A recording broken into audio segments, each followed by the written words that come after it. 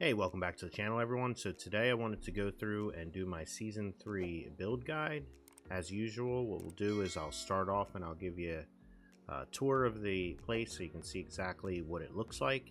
And then once we're finished, I'll start going into the details of how and why I have certain things set up. Hopefully give you some tips so that you can set your base up in a manner that's super efficient, just like this. So we'll get started. So this here I've dubbed the mansion, and I think you can see exactly why. Essentially, as we go through the house here, you'll see on the left hand side I have my grow room, and I'll tell you exactly like how I have that set up and why. As we move down, we have our section with all of our pumps. This is our asset farm as well as our oil farm, and it also has all of our electricity. The back of the house, you can kind of get a sneak peek of what's going to happen once we get inside. And then my purifier, which I have out there, although I do not purify from this location. There are better locations to purify from. So that right there is the base, and I'll just give you an overview because I know a lot of people like to have that.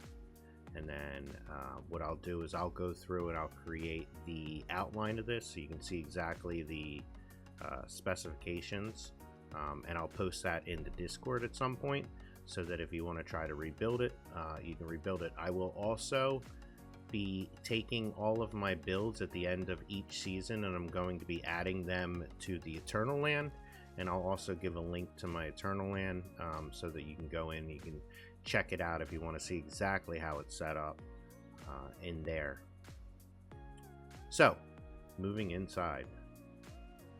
So as we go inside here, we have the first floor. So on the first floor, to the right, since I wanted to have something where I have all of my crafting immediately available, the back room, we have our boxes and storage coming over here. So we move in a little bit of RP. So you can see here I have the bathroom set up. Moving into the kitchen, cooking area, as well as 2 refrigerators. In the back room, we have our setup with our deviations and all the things that they need in order to be happy. Moving up, we have some of the wall pictures. So these are the pictures that I've gathered from taking shots of some of the graffiti from the Manibus, and I have them up, which I thought was pretty cool. We move in, this is kind of like a game room that kind of overlooks, so I thought that would be a nice little RP. And again, you can see my trophies from the previous seasons. Coming over here, we have another RP bedroom, so this is the master bedroom. This is where I play my Once Human. Then moving out and upstairs, when it's time to unwind, we have the dance room. Come into our VIP lounges. So VIP Lounge 1 and VIP Lounge 2. Another cool thing is they've added this new bartender table, which you can actually create food and drinks on, and then you can actually take those and start putting them out. I haven't done that, but I did think that was pretty cool. And then of course up top we have the DJ booths, and then moving back outside we have the giant patio, and that is essentially the mansion. So if that's all you guys wanted to see, I mean, you can feel free to take off. If not, for everybody else, I'm going to go through and I'll explain how I have different things set up and give you some tips on all of this building stuff. Zip lines.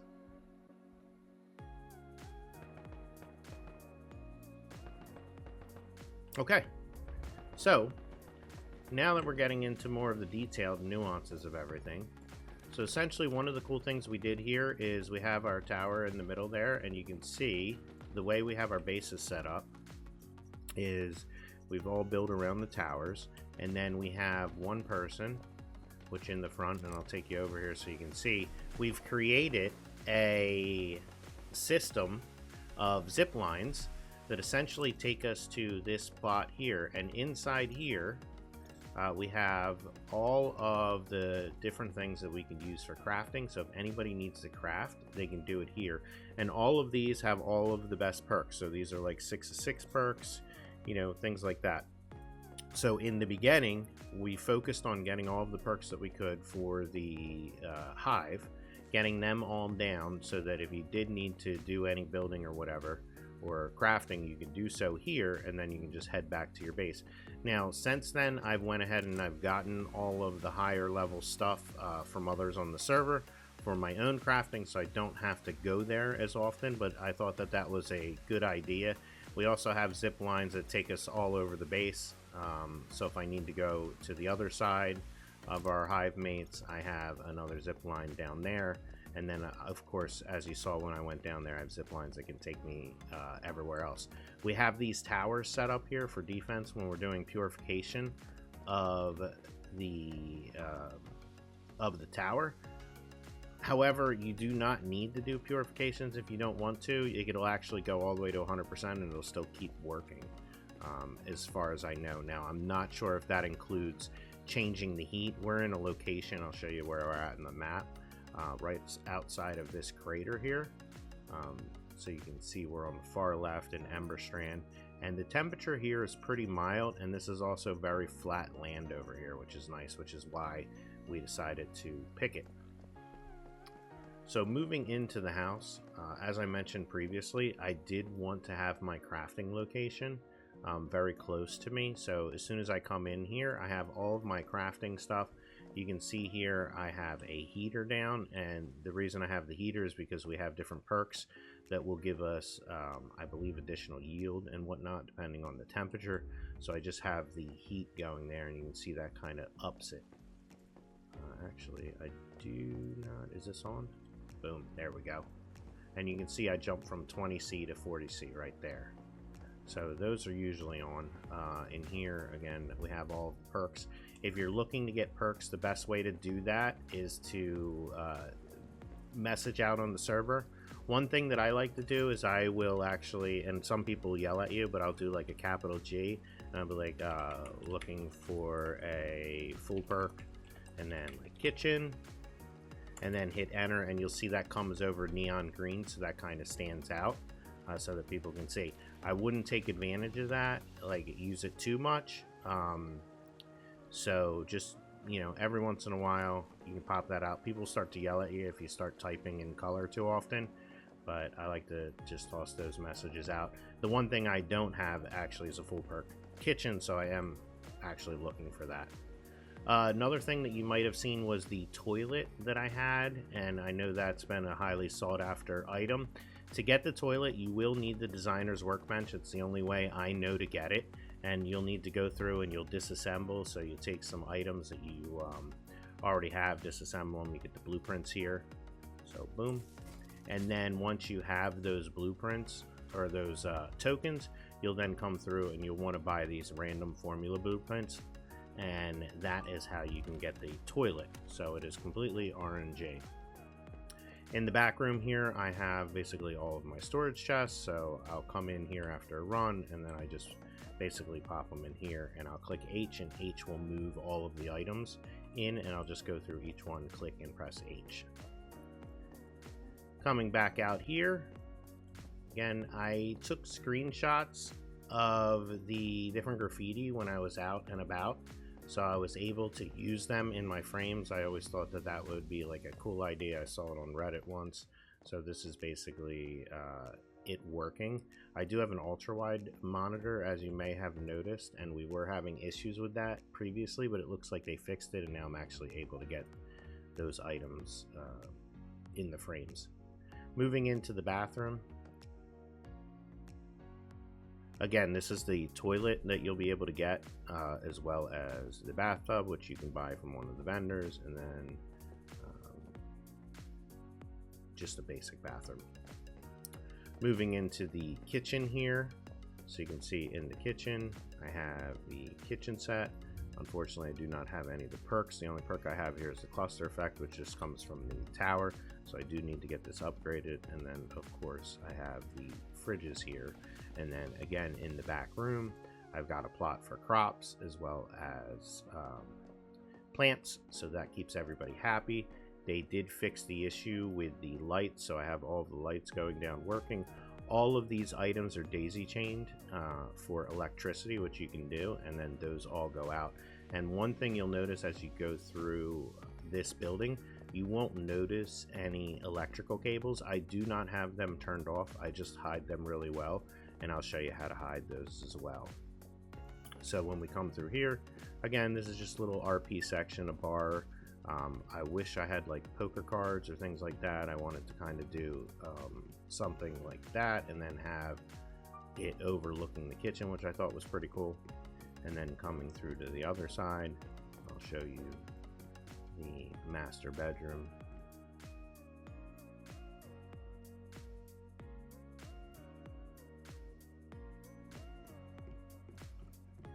Going up, we have the dance club, or I guess just the club. So here you can see I've set it up just a little bit more RP. As I was saying before, you do have to go behind it, but one of the cool things is you can actually brew in here. So if we go through, you can create drinks. So we do like a Shirley Temple. Doesn't require any mats. We'll do a hurricane class. We'll give it a lemon slice. I know that's probably pretty weird. There's a little mini game. You press F, and then it's completed. And then boom, it goes here, and then I can actually pick this up and I can move it and put it elsewhere. So remove, and it goes into your inventory. So I thought that's pretty cool. All right, now getting into the important stuff. So outside here, and I usually do this, is I'll keep everything separate. So here you can see this is my grow room. Now this is one of the most optimal ways to set up a grow room. So essentially this is a 4x4, and then here, one of the reasons we do it as a 4x4 is it makes it real easy to center the light right in between there. And then basically that 4x4, and it's 2.5 high, will hit all of these boxes as well. And the water pump that I have in the middle will hit all of these boxes as well. So you cannot get any bigger than this with just one water and one light. So this is going to be the optimal setup. Now I have seen other ones where people will layer a bunch like every half size up, but I like mine to be aesthetically pleasing. So this is basically how I have it set up.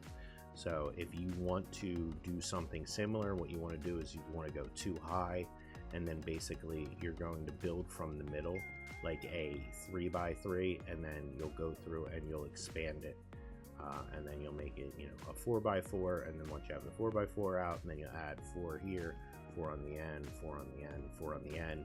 You remove the middle, and then you end up popping in the water, and then you go straight up to the light. And then at the top, I have the water storage so that it can, you know, come down here. Then another nice thing about having the water storage is, one, it looks a lot neater, and then two, I can see the light on basically because it's shining off of this water pipe. So that lets me know, you know, things are working. And anytime I do things, I always have them hooked up to their own switch so I can turn them on and off if I need to. So essentially this is going to be the grow room, 2.5 high, 4x4 with the extras on the side. Moving over here, this is where I have my electricity. These are all deviation power. When you have the tower, you have the ability to turn your zone into a polluted zone. So although I don't have the numbers on the back, this is a polluted zone, which is why it is working. So from here, I daisy chain all of these. And then for my electricity, I bring it out here to the back. So we have this, which goes over to here. And again, I have it coming up to this switch here. And then this switch goes to all of my water pumps, as well as everything in here with the super refineries, the osmosis purifiers and whatnot. I then run it, and since this is higher, it goes under the base. down to this section here. This gets ran under again to here, so you can barely see the cables, and then from here it goes into the house to these items, and then these will be daisy chained, so everything is nice and neat. And then from here we run this under the house, so it, as you can see, it goes all the way through under the house, so you can't see it. It got stuck on a rock here. And then when we come out the other side, it goes right here. So again, I keep it low, and then this one comes up to the other room where we have these daisy chained. Since this is lower, you're not going to see the cables, so from here it actually ends up running down underneath. So again, everything is nice and hidden. So that's basically how I have the electric set up throughout the house. I keep them low so that everything runs under the house and I don't have to worry about anybody seeing any of the electric. And then coming up top, so right here I have my acid farm, and I can set up more than this, but essentially I have 10 pumps. So these 10 pumps here are basically pumping out oil and acid. So if I go in here, you can see I have oil. The acid is not showing because it's automatically being taken downstairs into the osmosis filter, where it's turning it into impure acid. These right here catch rain, and for some reason the rain here, which happens frequently, which I'm happy about, gives me the regular water, which I need to run other things. I come up here, this is where I have all of my actual water, which I need to refill by hand. I could set up a water pump to push it into here, but I just decided not to. Every once in a while I'll come through and I'll just refill the water tank. So coming down here, you can see that all of those lines, and you can have 10 lines go into one osmosis filter, and one osmosis filter seems to be enough to handle this without issue. So you can see all of the polluted water gets sent down here. All of the oil stays up top, so I do have to manually take those out and then move them. Once I have this impure oil or impure acid in here, I pull this, and then essentially I'll bring that over to my barrel, and then inside my barrel here we can just set it all up. I'm finally at a point where I probably need to think about setting up additional barrels.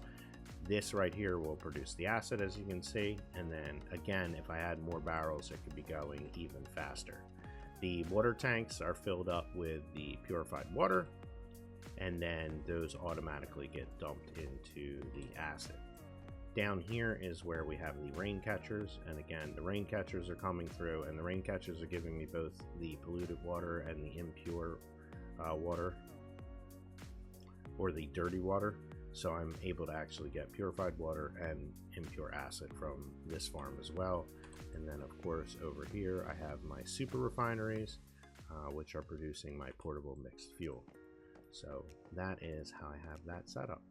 So essentially that is the entire base setup. That's how I have my crop set up. Again, 2.5 high.